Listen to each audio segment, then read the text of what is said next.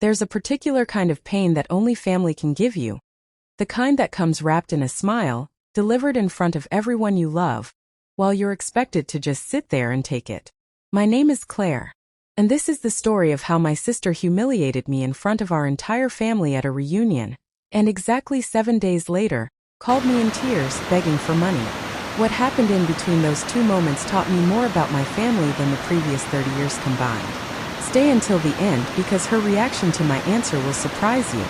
My sister Melissa is 2 years older than me. Growing up, she was always the golden child, the pretty one, the popular one, the one my parents bragged about at every family gathering. I was the quiet one, the responsible one, which in my family basically meant the one nobody paid attention to. Melissa got a full scholarship to a prestigious university. I went to community college while working 2 jobs. Melissa married young, to a man from a wealthy family, and moved into a beautiful house in the suburbs. I stayed single longer, focused on building my career slowly, brick by brick. For years, family conversations always seemed to circle back to Melissa's achievements. Her wedding, her husband's promotion, her kids' private school. Meanwhile, my own milestones, finishing my degree at 26 while working full-time, getting promoted to regional manager at 32, buying my first home at 35 without any help from anyone, barely got a mention. I never resented Melissa for any of this, not really. I loved her. She was my big sister. But there was always this quiet undercurrent in our relationship. A sense that she saw me as slightly beneath her, someone she loved but didn't quite respect. I told myself I was imagining it. I told myself family was family, and none of that petty stuff mattered. I was wrong. In my late 30s, everything in my life started coming together. After years of working in corporate operations, I finally took a leap and started my own consulting business, helping small companies streamline their logistics. It was terrifying leaving a stable paycheck behind, but I had saved carefully for years, and I believed in what I was building. The first year was brutal. 60-hour weeks, barely any clients, constant self-doubt. But I kept going. By year 3, my consulting firm had 11 steady clients and a small but loyal team of 4 people working under me.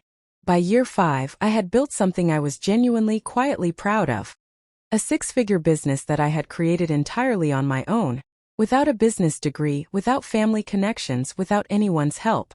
I didn't advertise my success to my family. It wasn't in my nature to brag. When people asked how work was going, I'd simply say it's going well, I'm happy, and leave it at that. Melissa, meanwhile, continued to update the family group chat regularly with updates about her husband's new car, their kitchen renovation, their kids' achievements. I never envied any of it. I was genuinely happy for her. What I didn't expect was that my own quiet success would eventually become something she couldn't stand. Every summer, our extended family gathers at my Uncle Frank's lake house for a big reunion. Cousins, aunts, uncles, grandparents, nearly 40 people spread across a weekend of barbecues, games, and long dinners on the porch. This year's reunion started like every other. Laughter, old stories, kids running around the yard. I arrived Friday evening, exhausted from a long work week, but genuinely looking forward to relaxing with family.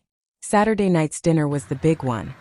The whole extended family crammed around 2 long tables set up on the porch, plates piled high with barbecue, the kind of noisy, chaotic family dinner that somehow still feels comforting. At some point, conversation turned to careers, as it often does at these gatherings. My cousin Ryan mentioned he'd just gotten a promotion at his engineering firm, and everyone congratulated him warmly. Then my Aunt Patricia turned to me and asked kindly, Claire, how's your little consulting thing going these days? Before I could even answer, Melissa laughed. Not a warm laugh, but a sharp, dismissive one, and said, loud enough for half the table to hear, oh, Claire's still doing her little home office business thing. It's cute. Not everyone needs a real career, I guess. The table went quiet for a beat. A few people chuckled awkwardly, unsure if it was meant as a joke. I felt my face go hot, that familiar mix of embarrassment and anger rising in my chest. I tried to laugh it off. It's actually doing really well, Melissa. I have a full team now. She waved her hand dismissively, taking a sip of her wine. Sure. I just mean, it's not like you're running some big company or anything. It's fine though, someone in the family has to keep things simple. My mother, sitting nearby, gave an awkward little laugh and quickly changed the subject to something about the weather. Nobody defended me. Nobody said anything. The conversation just moved on, as if what had just happened was completely normal, completely acceptable. I sat there for the rest of dinner, smiling politely, participating in conversations, while inside I felt smaller than I had in years. Not because Melissa's words were true, I knew they weren't, but because in that moment, in front of everyone who was supposed to love me, nobody stood up for me. Not even my own mother. I left the reunion early Sunday morning, telling everyone I had a work commitment, which wasn't entirely a lie. I did have a client call scheduled, but mostly I just needed to leave. I needed distance from that porch, from that dinner table, from the sound of my sister's laugh echoing in my head. The 3-hour drive home gave me plenty of time to think. I replayed the moment over and over. Someone in the family has to keep things simple, and each time it stung just as much as the first time I heard it. What hurt most wasn't the insult itself. It was the silence that followed. 30-some family members sitting at that table, and not a single person said, "Actually, Claire's business is doing incredibly well." Not my mother. Not my father. Not even my own husband, who had been deep in conversation with my Uncle Frank at the other end of the table, and hadn't heard the exchange at all. By the time I got home, I had made a quiet decision. I wasn't going to confront Melissa about it directly. That wasn't really my style. But something inside me had shifted permanently. I stopped downplaying my success. I stopped shrinking myself to make others comfortable. And I stopped expecting my family to see me the way I deserved to be seen. I had no idea that exactly 1 week later, everything would change. The following Saturday evening, exactly 7 days after the reunion, my phone rang. It was Melissa. I almost let it go to voicemail, still a little raw from the week before, but something made me pick up. Her voice was different immediately. Shaky, thin. Nothing like the confident, dismissive tone from the dinner table.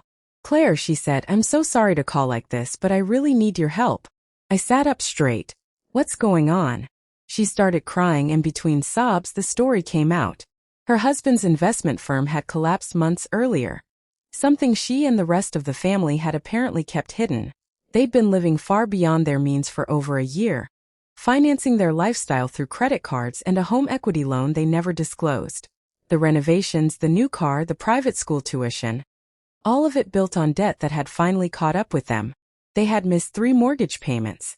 The bank had sent a final notice. Without an immediate payment of $14,000 within the week, they would begin formal eviction proceedings on the house. "Claire, please," she said, her voice breaking completely now. "I know things have been weird between us, but you're the only one in the family who has any real savings. I don't know who else to ask.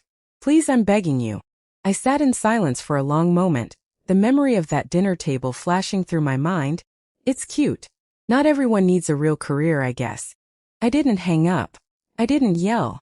I didn't bring up the reunion, even though every part of me wanted to. Instead, I asked her calmly, "Melissa, do you understand why this is difficult for me to hear right now?" There was a long pause. "What do you mean?" "A week ago at the reunion you told the entire family that my business was a cute little thing, and that I don't have a real career. And now you're asking me, the person with the little home office business thing, to save your family from losing their house." The silence on the other end stretched on for what felt like a full minute. Finally she whispered, "I didn't mean it like that, Claire. I was I was joking." "You weren't joking, Melissa." Nobody laughed. Not even you, really.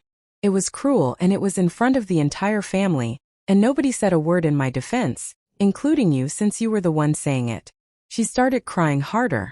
I know I was awful. I felt terrible about it all week, honestly. I think I say things like that because I've always felt like I needed to be the successful one, the put-together one.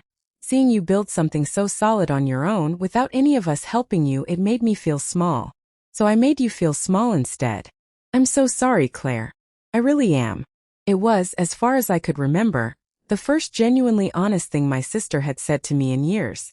I told her I needed a day to think about it, not about whether I could afford to help because I could, but about whether I wanted to. I hung up the phone and sat with my thoughts for a long time that night. The next morning I called Melissa back. I told her I would help, but not in the way she expected. I wouldn't simply hand over $14,000. Instead, I offered to pay the mortgage arrears directly to the bank myself, ensuring the money went exactly where it needed to go, structured as a formal loan with a written agreement between us, monthly payments, a clear timeline, actual documentation, something our family had never once used with each other before. I also told her something else, calmly but firmly. Melissa, I'm doing this because you're my sister and I don't want your kids to lose their home. But I need you to understand something. This isn't me proving that my little business is successful enough to save you. This is me choosing, despite everything, to still show up for my family. Those are two very different things and I need you to see the difference. She cried again, but this time it felt different. Less panic, more genuine remorse. You're right, she said. You're completely right. And Claire, I'm going to tell everyone at Christmas how wrong I was. I mean it. I paid the bank directly the following Monday. The eviction proceedings were stopped.